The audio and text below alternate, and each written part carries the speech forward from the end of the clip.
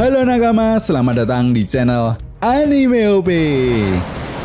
Yes, akhirnya manga One Piece chapter 1065 sudah dapat dipastikan akan rilis pada minggu ini dengan beredarnya spoiler One Piece chapter 1065 yang diberikan oleh Redon. Nah, sedikit mengingatkan, di chapter lalu kita bisa melihat beberapa hal menarik antara pertarungan bajak laut Hati versus bajak laut Kurohige. Pertarungan tersebut pun akhirnya terdengar sampai ke telinga sang Fleet Admiral Sakazuki Akainu. Jelas kekacauan yang terjadi di dunia One Piece ini semakin membuatnya merasa kesal. Di sisi lain yang perlu kita ingat mengenai kejadian menarik di chapter sebelumnya adalah yaitu diperlihatkannya sosok Aoki Zikuzan yang muncul pada cover story bersama dengan Van Agur. Nah, kemunculan Aoki Zikuzan itu pun bersamaan dengan suksesnya misi pertamanya di kelompok bajak laut Kurohige untuk menculik Carlot Puding. Lalu pada bocoran spoiler kali ini kita juga akan mendapatkan sebuah kejutan mengenai fakta-fakta baru yang mulai diungkap oleh Oda Sensei.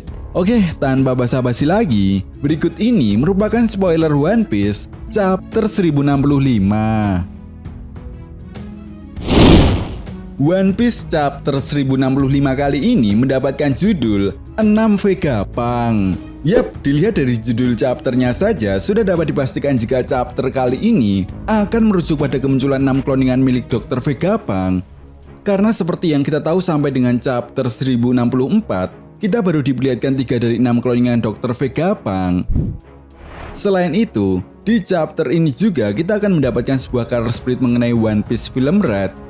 Artinya, di chapter ini kita tidak akan melihat cover story yang mengisahkan keluarga Germa Double Six. Nah, masuk pada inti cerita, poin pertama yang akan kita dapatkan pada bocoran spoiler kali ini adalah kemunculan salah satu Seraphim yang menyerang kelompok Sanji, di mana Seraphim tersebut merupakan Seraphim Jinbe. Jelas hal ini pun tentunya semakin membuktikan bahwa Dr. Vegapunk benar-benar menciptakan pacifista baru yang bernama Seraphim yang terinspirasi dari seluruh mantan sisi bukai. Ya, hal ini juga tentunya sangat menarik dan patut kita tunggu kemunculan para Seraphim yang lainnya. Kemudian di poin berikutnya, kita pun diperlihatkan kemunculan 3 sosok kloningan Dr. Vegapunk yang lain, yaitu Edison, Pythagoras, dan York. Belum diketahui pasti sih sifat apa yang mereka miliki, tetapi yang jelas 2 di antara mereka adalah sosok robot yang diperlihatkan tidak bisa makan, sementara Pangyok merupakan perantara nutrisi bagi 2 Vegapunk yang lainnya, yaitu Edison dan Pythagoras. Di sisi lain kemudian kita pun diperlihatkan fakta yang sangat mengejutkan mengenai Pulau Egghead. Ya, pulau yang dikatakan sebagai pulau masa depan ini ternyata bukanlah seindah seperti yang kita bayangkan. Ternyata Pulau Egghead adalah pulau yang berasal dari masa lalu, lebih tepatnya pada zaman kerajaan kuno. Nah, tentunya semua ini membuat kita bertanya-tanya, apakah semua ini ada kaitannya dengan kekuatan lorong waktu? Sama seperti halnya kedatangan Kozuki Toki ke masa depan dari masa 800 tahun yang lalu menggunakan kekuatan buah iblisnya.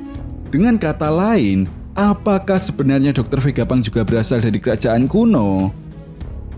Nah, Mimin sudah menyiapkan teori yang tentunya sangat menarik untuk kita bahas bersama setelah chapternya rilis ya bosku.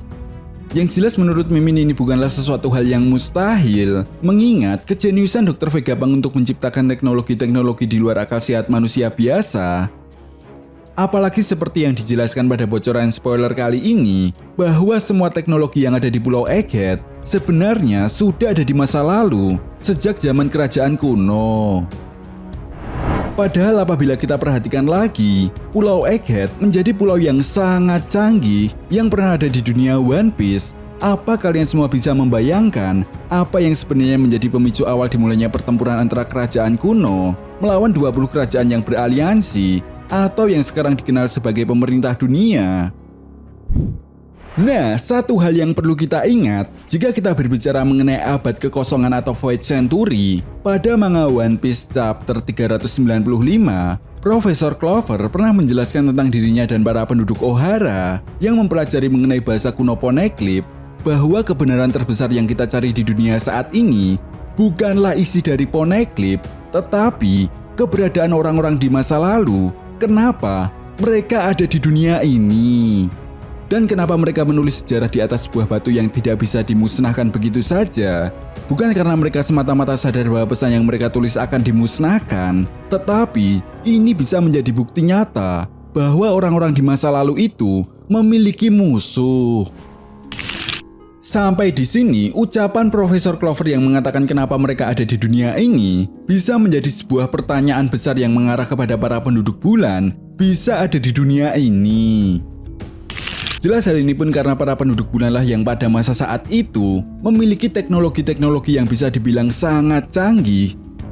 Hal itu pun dapat kita buktikan pada cover story yang mengisahkan perjalanan God Enel saat ke bulan.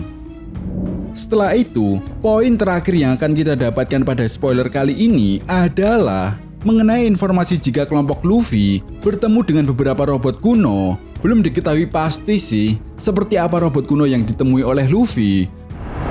Namun kemungkinan besar ini bisa menjadi seperti robot kuno automata yang ditemukan oleh God Enel saat di bulan. Nah, tentunya sebagai fan One Piece kalian semua masih ingat jika para penduduk bulan ini begitu jenius dan bisa memanfaatkan sumber daya alam di sekitarnya. Bahkan mereka bisa menciptakan sebuah robot-robot dengan ukuran dan wujud yang sama, di mana robot-robot ini sudah diciptakan lebih dari 1100 tahun yang lalu. Dan di masa depan, kita bisa melihat seorang ilmuwan yang dianggap paling jenius yang bernama Dr. Vegapunk.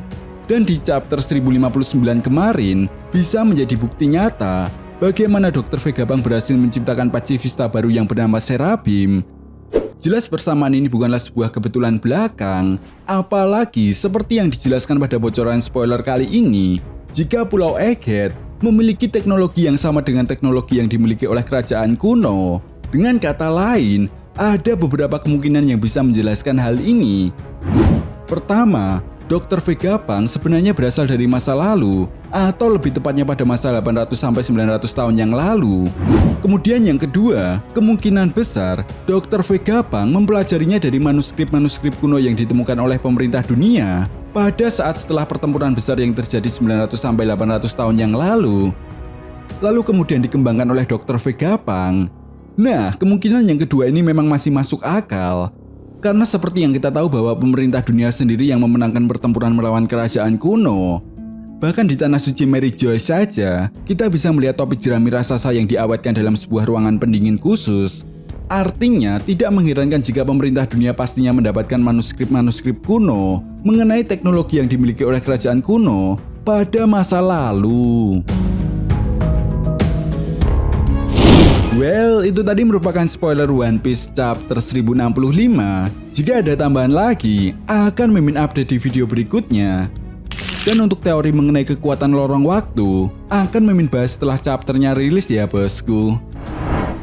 Oke, sampai di sini dulu pembahasan kita kali ini, and see you next time.